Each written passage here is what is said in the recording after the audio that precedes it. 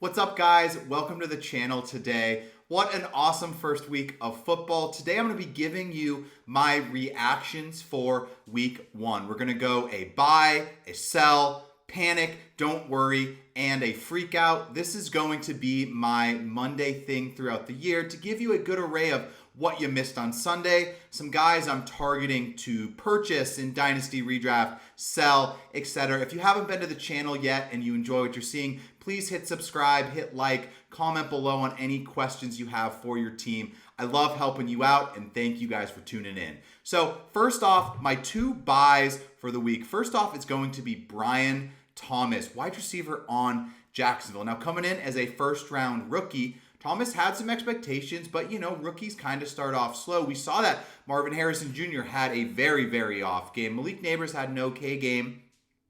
Brian Thomas, though, 4 catches, 47 yards, and a big touchdown play here for the Jaguars.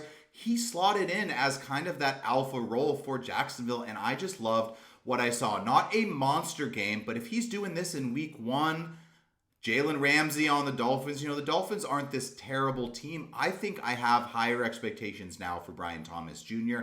I loved what I saw, and I'm willing to try and get him in fantasy football here before he really blows up. So Brian Thomas Jr. here. Second one, Kenneth Walker. Now, obviously, the Broncos not an amazing team yet, but the thing for Kenneth Walker is he was used as basically their best offensive weapon for Seattle. Their defense looked really good with Mike McDonald coming over, so I wouldn't really expect much to change in Seattle here. I think they're going to look to run the ball, play more defensive. McDonald coming from Baltimore, defensive coordinator last year, they want to win football games. They want to pound the ball, right? I don't want to sound like these are like euphemisms, but when it comes down to it, defensive coaches like to play like that, and I liked what I saw out of Kenneth Walker with some big plays for Seattle here. So my sells now, first one's going to be Christian Watson. Now he did score, he had 5 targets.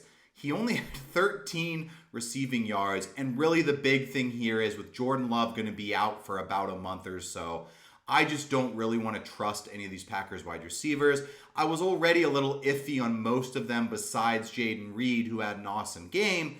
But I just think it could be really turbulent and up and down for these Packers wide receivers, that if you could get something for Christian Watson now, I really don't expect his value to increase in the next 5-6 weeks while Jordan Love is out. Next one's going to be Rachaad White. Now, Rachaad White had a good game, but very inefficient on the ground. He had 75 receiving yards, 6 catches, so those are positives. But Bucky Irving had some good positives, I think, as the backup there for the Buccaneers. And Baker looked absolutely awesome. This was a pretty cake matchup for Washington. And the fact that they didn't really use White on the ground efficiently, even in a game that they were controlling, worries me just enough that I would consider seeing what I can get for Rachaad White. Maybe you can get a Kenneth Walker, someone who went after White in most drafts. That's a move I would definitely make. Next is going to be my panic for the week, and that's going to be DK Metcalf, someone I wasn't super high on coming into the season.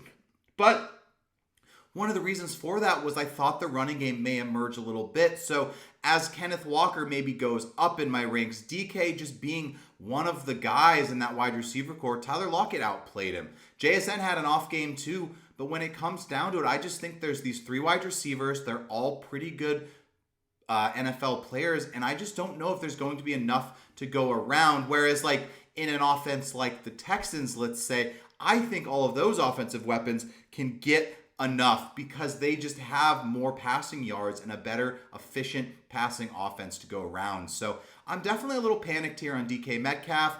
I don't know if you move someone off a bad game, but I don't know if I saw enough to really start him. Now you may have to, really depends on the options on your team. So my don't worry for the week is going to be the Bengals offense. Now I am totally with you guys. It was absolutely atrocious.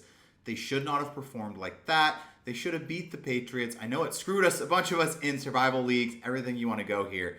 But for the Bengals, I think they really didn't have their offense this offseason. Obviously, T. Higgins didn't even play. Chase barely practiced. So I really think they were trying to implement stuff that they just hadn't practiced. And when it comes down to it, as talented as some of these NFL players may be, you can't replicate the reps in training camp in the preseason. So I think they just got off to a rough start. I would imagine they slowly right the ship here in the next couple of weeks. T. Higgins probably comes back off his hamstring sometime soon, hopefully. And I would expect things to be back to normal for the Bengals. I'm not moving off Burrow, Chase. I trust these guys. It's going to work out. Now, the backfield was interesting, but when it comes to the passing game, I think I'm just going to hold to my ship. I'm going to hold to the guys I liked, and I'm okay waiting it out with the Bengals offense. And the last one for me is going to be a running back here, and this one I'm freaking out about. And I was already freaking out before the season, but that's going to be Zamir White. He only had 13 rushing attempts, 44 yards, 3.4 yards per carry, not really involved in the receiving game, just 2 receiving yards. And this was my worry. If he doesn't have 80% of this backfield, I just don't think there's the yards and efficiency in the Raiders offense to go around unless one running back takes all of the carries. And that was not going to be Zamir White in my eyes. We saw Alexander Mattison be almost a better running back, especially in the passing game. So yeah, Zamir White may lead the backfield in snaps every week, but he's not someone I'm trusting.